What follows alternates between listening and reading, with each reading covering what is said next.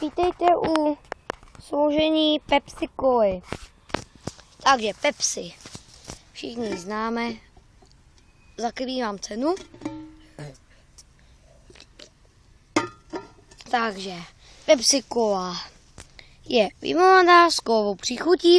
Složení voda, cukr, oxid uhličitý, barvivo, karamel, kyselina fosforečná, aroma, kofein, aroma, maximální trvanlivost dokonce, víc dolní část plechovky, chraňte před přímým slunečním světem, podávejte chlazené se souhlasem firmy. Pepsi Cola. Tak, vyrobena v České republice. Počkat. Aha, země původu Polsko, aha. S vámi loučím a u dalšího dílu nějakého představení nějaké věci čus.